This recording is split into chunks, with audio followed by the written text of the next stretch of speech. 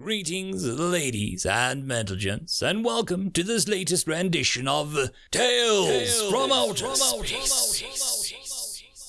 Taken from the subreddit HFY. All the relevant links will be down below. And as always, I hope that you enjoy, and if you do, please consider supporting the channel. Now, on to the science fiction. Mom's Little Sister, written by ___ _____.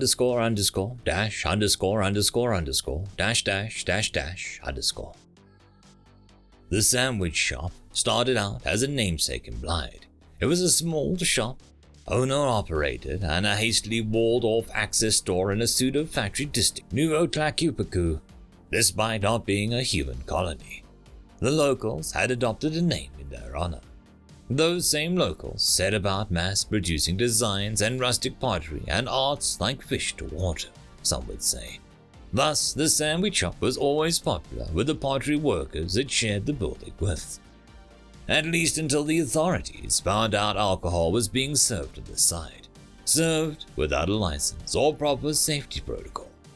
After the appropriate fines had been paid, inspections had been had, and the additional staff had been hired, the sandwich shop reopened as a proper bar. A bar that happened to offer sandwiches on the side, which Inchu, the aforementioned owner, still had the license for. While it wasn't the roughest of crowds, especially amongst the nauseatingly happy-go-lucky bowler people that called Nouveau Tlacupacu's planet home. They thought they were the roughest and tumblest of the bunch. Inzu, who was one of the few tria to remain on the planet, found it infectiously charming and sweet. Whereas humans would call the bowler large, pot-bellied figures with orange skin, the tria were lithe, angular beings more than once called space elves by those same humans. Inzu was sure it had to do with their long ears. Unlike her patrons, Inzu bore the scars of conflict that had brought humanity planetside. Her right ear was missing 2/3 of its length. She still sported missing teeth on the right side of her mouth, and her right eye was partially fogged over, adding a more otherworldly aspect to her strange golden eyes with the U-shaped pupils. If that wasn't enough, her left hand had the use of 2 of its 5 digits, the others frozen in place due to nerve damage. Inzu looked as rough and as tumble as her patrons wished that they were. Inni, called one of Inzu's patrons, a younger and newer worker of the pottery shop. Where'd you get that marking from? He pointed to a tattoo on her left forearm. I thought your people hated body modification. As other, more regular patrons moved to hush and usher the younger compatriot away, Inju just started to laugh. Everyone paused, eyeing the mutilated tria. She wasn't prone to bursts of mirth or laughter. She stopped, realizing all her patrons' eyes were fixated upon her. That, my young patron, is a story. She looked around as a smirk spread across her lips. If you all buy a finger of this, she produced a bottle of clear alcohol with labeling written in one of humanity's tongues. I'll tell you why I got this tattoo, why I'm still here, and why I look like I do. Her grin turned impish. 25 credits a glass for this particular mezcal. The small eatery turned bar became chaos for a hot minute. People were hustling to the front to pay for the drink. Others asked if they could put it on the tab, and more offering to cover the tab for this one instance. As the crowd settled down, Inzu hopped up onto the bar and took a seat. You all know we trio have longevity many others are jealous of. She looked around, taking a sip from the glass of mezcal she poured for herself. I became what you see today by being on the wrong side of history.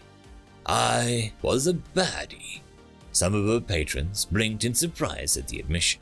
That's right, I was part of the expeditionary force some 100 standards ago that conquered your planet. She opened her mouth, showing all of her missing teeth. She did the same that severed her ear and the foggy eye. She even took a step further, removing her shirt and the gasps from her patrons. Not because she was topless. After all, who didn't wear a bra of some sort? But from the burn scars across the majority of her torso.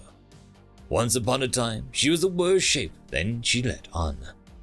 My people are cruel, even to ourselves. I was a young officer from a well-to-do family, which is why I can read and write my own language, much less speak, read, and write yours. Her bluish skin, combined with the bluish lighting of her golden eyes, gave Inzu an almost shamanistic air. I had accepted that as normal. I had to be beaten nearly to death. She looked from eye to her patrons, even set on fire before I started to question that. That is why your liberators, your humans, fascinate and terrify me. What followed over the course of the next half an hour was a history lesson. She started with a history lesson of Trier. Inzu described how her people's culture revolved around profit and might. You were in the right if you had the money to execute it or the might to enforce it. If you were low-born, you meant nothing and lived at the whim of your betters and never received any formal education beyond trade. That segued into her people's expansionist drive, focusing on how horribly they'd enslave alien populations given how horribly they treated their own. That was why we came to your world, to make beautiful art. You have the best artisans in the cosmos. That was why we did the things we did to your people, Inzu said with a heavy heart that appeared genuine. Her story shifted, recounting a tale of conquest and occupation that all Bola were familiar with, but from the opposing viewpoint. She described the reasons for the concentration camps and the eventual cleansing camps. It was all a means to an end for her people, a means to control and profit from the best artisans known in the cosmos. As worried expression started to drift among her patrons, Inzu offered a smile and a gentle laugh. Don't worry, my friends, I'm not a war criminal. I was part of the combat detachment, not camp guards or enforcement squads. She bobbed her head from side to side. Enforcement squads are what you'd call execution companies, the baddest of the baddies. Inzu paused, offering her patrons a complimentary refill of mezcal before the tale continued. That's the background. I believe our young friend, she turned her attention to the now very drunk Bola who had asked her initially, wanted to know why I had a tattoo. There was some snickering and laughter. It also has to do with how I got so scarred. She held her left arm up, elbow down and fist up, which drastically altered the tattoo's proportions and imagery. It wasn't a weird amalgamation of color and shape, it was a distinct figure. A cute human figure in a red robe, dragging a severed head of some horrific horned beast by a horn, with two cute asteroids orbiting her head. The figure itself looked grim and dark with skin tone no human could ever have. All of you know about Mom, humanity's Earth. She smiled, still holding her arm in place to show off the tattoo.